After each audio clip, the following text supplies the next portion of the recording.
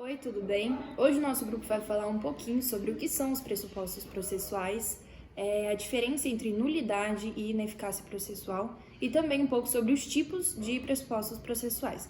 E para isso a gente vai usar duas doutrinas, que a primeira é do Teodoro Humberto Júnior e também do Marcos Vinícius Rios Gonçalves. Bom, em primeiro lugar, gostaria de conceituar o que são os pressupostos processuais. E de acordo com Humberto Teodoro Júnior, os pressupostos processuais, eles são uma exigência legal. Sem eles, a relação jurídica processual, ela não se estabelece e nem se desenvolve validamente. Ou seja, os pressupostos processuais, eles são requisitos formais para que um processo tenha validade e eficácia. E a falta desses pressupostos processuais, ela gera, em regra, a extinção do processo. Na sequência aqui no nosso vídeo, eu vou falar um pouquinho sobre a nulidade processual e a ineficácia processual. Ambos os conceitos tratam-se de vícios formais, mas eles têm distinções. E para entender essas distinções, a gente precisa entender os conceitos. Mas, basicamente, a nulidade processual é um vício formal que pode ser relativo ou absoluto. Uma nulidade relativa ou absoluta. A nulidade relativa, ela tem que ser reconhecida pela parte que está tomando o prejuízo desse vício formal e ela tem um tempo menor para ser reconhecida pela parte. Esse reconhecimento tem que acontecer ainda com o processo tramitando. Já a nulidade absoluta, ela ocorre quando o juiz de ofício reconhece ela e o conteúdo dela tem que se abster à estrutura do processo ou à relação processual. Entretanto, a diferença com a relativa, além do conteúdo, é também o tempo para a preclusão, Porque para precluir uma nulidade absoluta, precisa passar 2 anos do trânsito em julgado do processo. Então, depois de 2 anos, você não pode fazer a chamada ação rescisória, que é o que, entre aspas, corrige, a questão da nulidade absoluta. No entanto, é importante que a gente entenda que tanto a nulidade relativa quanto a nulidade absoluta são sanáveis. Agora, com relação à ineficácia. A ineficácia, ela é outro vício formal, só que ela é insanável. Não é igual à nulidade, tanto absoluta quanto a relativa, que podem ser sanadas. Nesse sentido, a gente pode dizer que a ineficácia, por ser insanável, ela trata de conteúdos mais problemáticos, mais importantes ou mais graves no processo que não foram reconhecidos. E por ser uma questão mais grave, uma questão mais problemática, mais importante, não existe um prazo para preclusão. Ou seja, mesmo depois do trânsito em julgado, pode acontecer ainda de ocorrer uma medida para que se resolva, que se sane essa ineficácia. Partindo agora para a distinção dos dois vícios formais, tanto da nulidade quanto da ineficácia. A ineficácia, ela depende de uma ação declaratória de ineficácia. E ela pode ocorrer a qualquer momento, ou seja, não tem prazo para que essa ação ocorra. Já no caso da nulidade, a nulidade relativa se resolve durante a tramitação do processo e a absoluta pode ser resolvida tanto durante o processo quanto depois, em até 2 anos, com uma ação rescisória. Então, para nulidade, ação rescisória; para ineficácia, ação declaratória de ineficácia. A gente pode considerar que tanto a ineficácia quanto a nulidade podem ser resolvidos durante a tramitação do processo, e aí basta que o juiz reconheça isso, ou que alguma das partes reconheça e o juiz tome as medidas necessárias para corrigir isso durante a tramitação do processo, ou pode ocorrer posterior, com ação rescisória ou uma ação declaratória de... Olá, tudo bem? Eu vou falar um pouquinho sobre os pressupostos processuais de eficácia, que são fundamentais para que o processo tenha eficácia. Ou seja, se eu não tiver um desses requisitos, eu vou ter um processo ineficaz, que foi aquilo que o Miguel explicou para a gente anteriormente.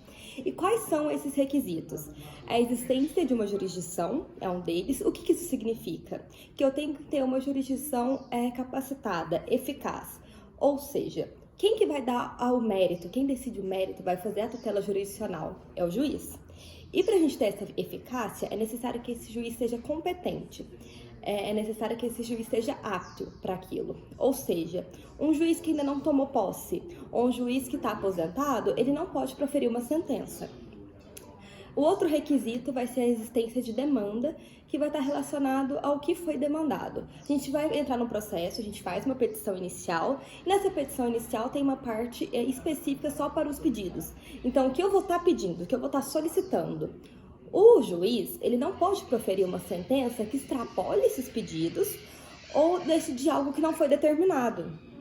O outro requisito vai ser a capacidade postulatória, que é o seguinte: quem vai poder entrar em juízo? A pessoa que vai entrar em juízo, ela tem que ter conhecimento, ela tem que ter competência, ela tem que ser apto para aquilo. Ela tem que conseguir fazer aquilo. Então, quem que entra em juízo para defender os meus direitos? E quem vai fazer isso para mim vai ser um advogado. Eu não posso pedir para um engenheiro entrar com uma petição inicial, por exemplo. O outro requisito vai ser a citação do réu. Por que é tão importante a gente citar o réu? A citação do réu é para você informar o seguinte: oi, réu, tudo bem? A gente está tendo um processo aqui, você está sendo intimado, vem conhecer um pouquinho para você conseguir se defender. Porque quando a pessoa está entrando com o processo, vai ser o advogado dela, o juiz, né, que quando vai distribuir a petição vai ser selecionado, e a parte autora. O réu ainda não está sabendo da existência desse processo, ele só vai saber quando eu citá-lo. E assim ele vai poder fazer a sua contestação, que é o seu direito de resposta, para conseguir se defender. Se eu não citar ele, não tem como ele conseguir se defender, então o processo se torna ineficaz. E o que ele tem que fazer? Se essa sentença acontecer no fim do processo, o processo já foi feito, a sentença já está feita, esse réu vai ter que entrar com uma ação declaratória que não tem prazo específico para acontecer. Agora, se a sentença ela foi determinada, mas ela está sendo feita ainda, o réu ele pode alegar vício de impugnação e assim retornar o processo para o seu estado inicial. Bom, falando então agora dos pressupostos processuais de validade, ou seja, aqueles que podem gerar a nulidade do processo, nós podemos fazer uma classificação, digamos assim, simplória entre pressupostos positivos, ou seja, aqueles que determinados elementos devem existir para o processo ser válido, ou negativos, aquele em que deve haver a ausência de certos elementos para que o processo seja válido. Nos pressupostos positivos, nós temos que a petição inicial tem que ser apta, ou seja, não pode haver inépcia da petição, né? O juízo, no segundo pressuposto, tem que ser competente, e aqui a gente sabe que o que gera nulidade é a competência absoluta, que pode ser declarada de ofício pelo juiz, deve ser declarada de ofício. O juiz tem que ser imparcial, e aí a imparcialidade do juiz tem dois aspectos, né? Você tem o impedimento, que é uma imparcialidade mais objetiva, mais clara. Por exemplo, em uma ação, uma das partes é parente direto do juiz, então ele tem que ser impedido. E a suspeição, que é um aspecto mais subjetivo. Um amigo próximo ou uma pessoa que está devendo para o juiz. O terceiro pressuposto processual é a capacidade. E aqui, dois tipos de capacidade. A capacidade de ser parte, que basicamente toda pessoa física e toda pessoa jurídica tem essa capacidade, inclusive alguns entes despersonalizados têm essa capacidade, como é o caso do nascituro ou do espólio. E a capacidade para estar em juízo, que é basicamente de se representar, de poder se representar. E quem não tem essa capacidade, no caso dos incapazes, tanto os relativos quanto os absolutos, tem que ter uma representação para ter essa capacidade. Por fim, os pressupostos processuais negativos, nós temos que não pode haver coisa julgada sobre aquele determinado assunto envolvendo as partes. Não pode haver litispendência, que são dois ou mais casos completamente iguais. Não pode haver perempção, que é quando a pessoa entra com o processo, exclui o processo, extingue o processo sem entrar no mérito e faz isso repetidamente, 3 vezes. Na quarta, já não será mais considerado válido o processo.